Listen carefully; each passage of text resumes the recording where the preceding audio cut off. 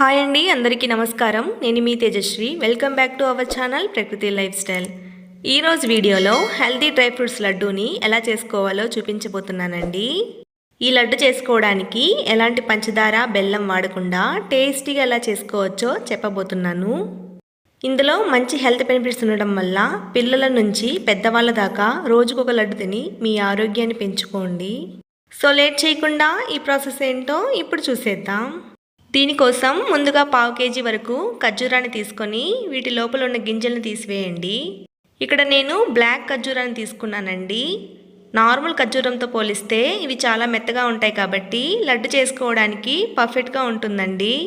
ఇప్పుడు వీటిని పక్కన పెట్టుకుందాం. ఇప్పుడు స్టవ్ పైన ఒక ప్యాన్ పెట్టుకొని అందులోకి 1 స్పూన్ నెయ్యిని వేసుకోండి.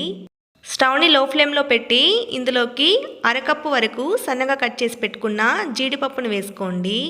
అలాగే సన్నగా కట్ చేసి పెట్టుకున్న 1/2 కప్పు బాదం పప్పు పలుకుల్ని, 4 స్పూన్ల వరకు పిస్తా పప్పు పలుకులు, 1 స్పూన్ దాకా పుచ్చగింజలు, 2 స్పూన్ల సన్ఫ్లవర్ సీడ్స్ని, అలాగే 2 స్పూన్ల గుమ్మడి గింజలు, 1 స్పూన్ వరకు నువ్వులు వేసుకోండి.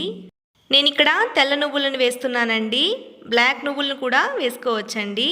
అలాగే సన్నగా కట్ చేసుకున్న 3 నుంచి 4 అంజీర్ని, 2 స్పూన్ల కిస్మిస్ని వేసుకొని ఈ గింజలన్నీ దోరగా వేయించండి. ఇక్కడ మనం వేసుకున్న ఒక్కో గింజలో కూడా 10 నుంచి 15 వరకు హెల్త్ బెనిఫిట్స్ ఉంటాయండి. సో తప్పకుండా అందరూ ట్రై చేయాల్సిన రెసిపీ అన్నమాట. అలాగే ఎప్పుడైనా డ్రై ఫ్రూట్స్ లడ్డు చేయాలనుకుంటే గింజలన్నీ లో ఫ్లేమ్లోనే వేయించుకోవాలండి. లేకుంటే డ్రై ఫ్రూట్స్ మాడిపోయి లడ్డు టేస్ట్ అనేది చేంజ్ అయిపోతుంది. కాబట్టి లో ఫ్లేమ్ మీదుగానే ఇలా దోరగా వేయించుకోండి.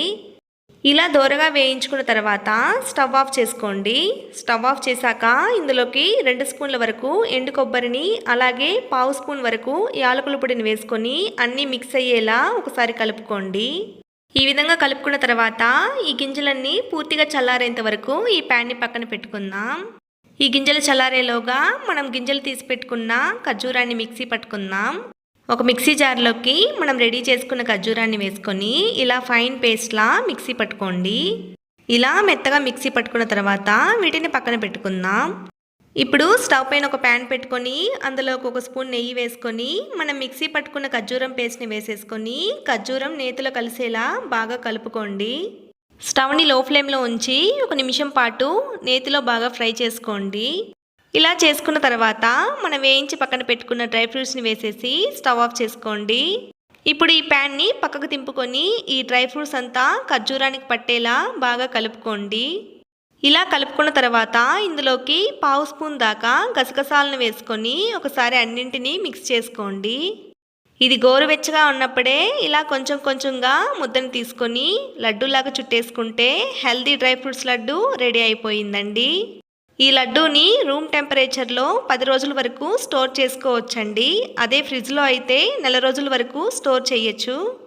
అలానే ఇందులో ఎటువంటి పంచదార బెల్లం యూస్ చేయనందువలన డయాబెటీస్ ఉన్న వాళ్ళు కూడా రోజుకొక లడ్డు చొప్పున హ్యాపీగా తినేయచ్చండి. అంతే అండి, చూసారు కదా డ్రై ఫ్రూట్స్ లడ్డూని ఎంత తేలిగ్గా చేసేసామో. మీరు కూడా నేను చెప్పిన విధంగా తప్పకుండా ఈ డ్రై ఫ్రూట్స్ లడ్డూని ట్రై చేసి మీకు ఎలా వచ్చిందో నాకు కమెంట్లో షేర్ చేసుకోవడం మర్చిపోవద్దండి.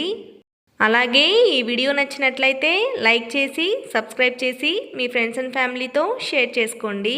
Thank you for watching. Next వీడియోలో మరొక రెసిపీతో మళ్ళీ కలుద్దాం.